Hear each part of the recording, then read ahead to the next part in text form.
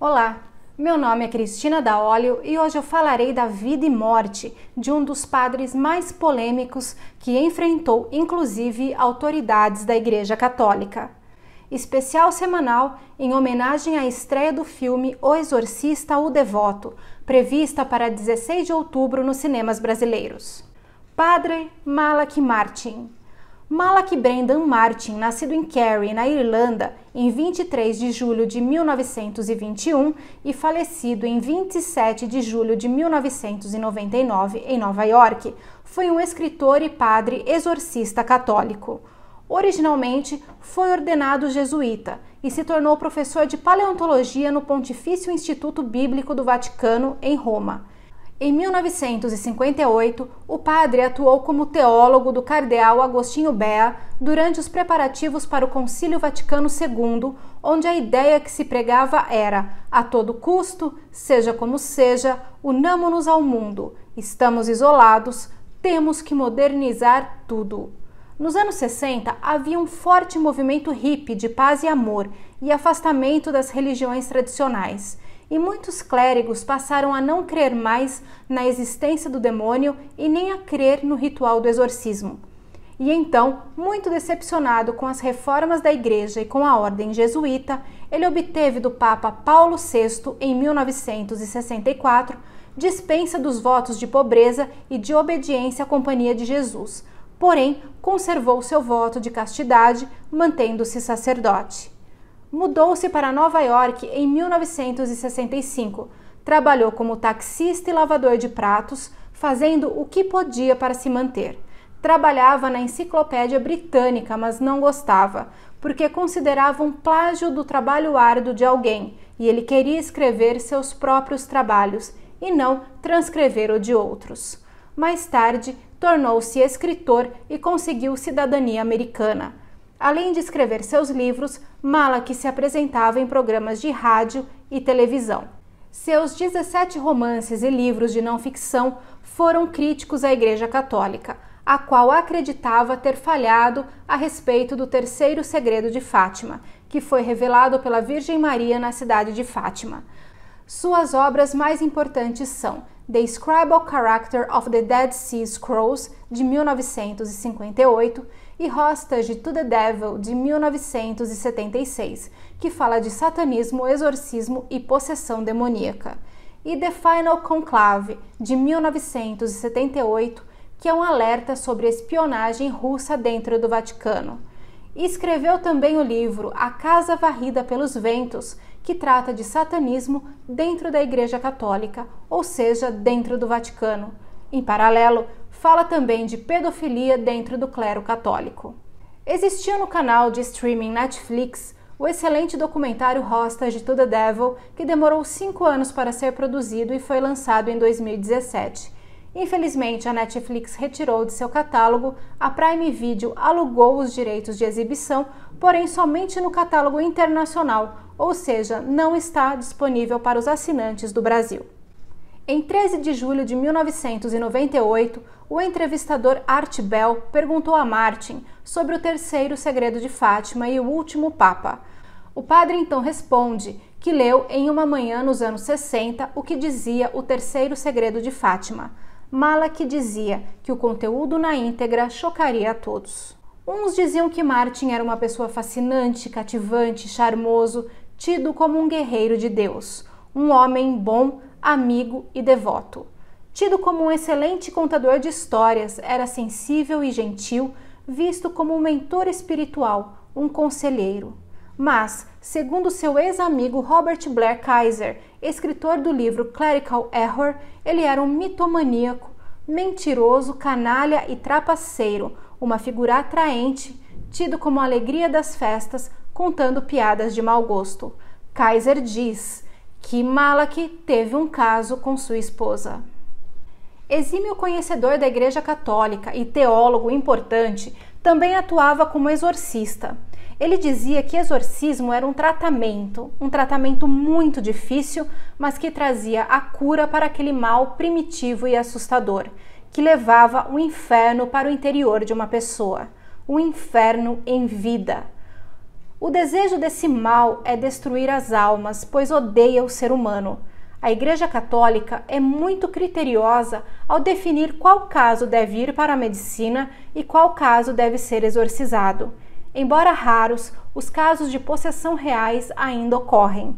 Um exorcista deve ser um sacerdote muito devoto, protegido pela Igreja Católica, e o último exorcismo em que Martin atuaria, pessoas próximas acreditavam que ele era o alvo do espírito maligno e não a pequena garota.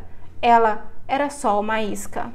Sobre o filme de 1973, O Exorcista, dirigido por William Friedkin e baseado no livro homônimo escrito por William Peter Blatty, Malak dizia que era uma narrativa ficcional, que nunca em sua experiência viu uma cabeça girar 180 graus. Embora ele não curtisse o filme, o personagem Padre Lancaster Merrin lembra muito a ele mesmo. Martin era tido como uma espécie de Indiana Jones, jovem e religioso, se esgueirando por escavações no Oriente Médio. Foi também uma das pessoas que ajudaram a decifrar os manuscritos do Mar Morto, falava vários idiomas e sempre foi um católico leal.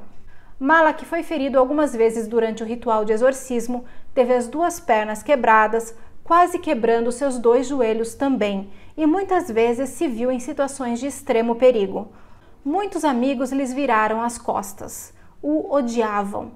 Malak dizia que um pouco de si morre em cada exorcismo, um pouco de seu ser se consome e desaparece. Inclusive, nesta entrevista, ele aparece ao lado de Lorraine Warren. Um dos mentorados de Martin era Ralph Sartre, ex-sargento de polícia e demonologista. O filme Livrai-nos do Mal é baseado na vivência de Sartre. Hoje, Sartre é um investigador paranormal e também atua em exorcismos. Em uma manhã, o padre Malak Martin ligou a um amigo e pediu se este poderia levá-lo à casa da doutora Kumaraswamy, em Connecticut. O amigo logo se prontificou a levá-lo e no caminho perguntou: "Por que estamos vindo para cá?" "Bem, depois de você me deixar, uma família irá trazer sua pequena filha de 4 anos de idade que parece estar sendo muito afetado por algo que eles acreditam ser demoníaco." Matt Ballio, autor do livro The Rite, The Making of a Modern Exorcist, afirma que Roma é a capital do exorcismo de muitas maneiras. É em Roma que existe um curso voltado para quem se interessa pelo assunto. O curso é ministrado na Universidade de Roma, Ateneu Pontifício Regina Apostolorum, e foi inserido na grade por um agnóstico. Neste curso, os ministrantes ensinam sobre uma perspectiva geral sobre o assunto. Falam do ritual e de sua parte litúrgica, mas também dos aspectos médicos, para ajudar ao sacerdote a diferenciar entre esquizofrenia e possessão, entre uma pessoa que está sob efeito de drogas ou que sofra de depressão e possessão. Hoje, há quem defenda que este curso deva ser dado com mais cautela para que o exorcismo se incorpore na medicina moderna, sendo visto como tratamento em casos excepcionais. Outra intenção do estudo é inserir o sacerdote em ensinos mais antigos da Igreja, sobre demônios. Muitos sacerdotes não acreditam no ritual, o que é surpreendente. Não creem que o demônio seja um ser personificado, pois possuem enraizado em suas mentes os filmes hollywoodianos e outras obras ficcionais. Então, o curso tenta recordar a estes sacerdotes que isto é algo que está na Bíblia. Cristo realizou exorcismos e concedeu a seus discípulos o poder de expulsar espíritos impuros em seu nome. Um ritual de exorcismo somente pode ser realizado por um sacerdote com a permissão do bispo. Malak Martin chamava o clássico filme O Exorcista de um filme jocoso, brincalhão, dizia ser um falso ritual. Malak falava que a realidade era muito mais terrível e mortal. E foi aí que ele decidiu escrever Hostage to the Devil em 1976, onde, com a permissão do Papa Paulo VI, ele narra 5 casos de possessão demoníaca onde atuou como sacerdote exorcista. Já o padre Edward McNamara, que é professor de liturgia e reitor de teologia na Universidade Regina Apostolorum, diz que tudo o que acontece no filme O Exorcista pode ocorrer sim, mas geralmente ao longo de uma vida de exorcismos, e não tudo em uma pessoa apenas. Um amigo seu que é exorcista viu o fenômeno de levitação apenas uma vez em 20 anos de rituais. Em seu exorcismo final, a doutora psiquiatra Rama Kumaraswamy, de quem Malak era amigo pessoal, levou a ele o caso de uma menininha de 4 anos. Quando Malak viu a pequena criança, ele não teve dúvidas. Mas uma criança assim, tão pequena, não poderia nunca escolher o mal. Então, não seria uma possessão completa, porque para ser completa, o indivíduo tem que consentir com ela. E mesmo não estando com a proteção da igreja e nem em condições físicas para um exorcismo, pois havia passado por cirurgias cardíacas e entendendo dos riscos e perigos, ele consentiu em realizá-lo. Quando Malak chega e cumprimenta a pequena, ela o olha e diz: "Você é o padre Malak", e acredita que vai ajudá-la.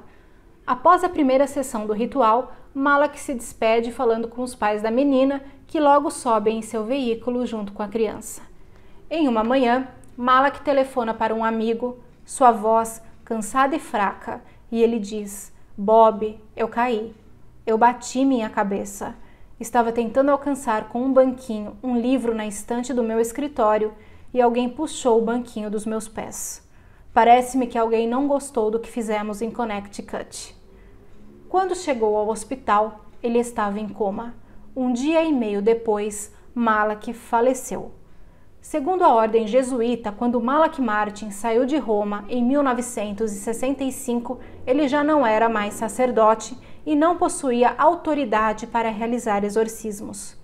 Martin era um homem conhecedor de muitos assuntos interessantes, muito culto, tinha uma forte personalidade e era daquelas pessoas que ou você amava ou você odiava, não tinha meio termo. Tido como oportunista e charlatão por alguns, como homem santo por outros, Malak Martin era uma figura controversa e fascinante.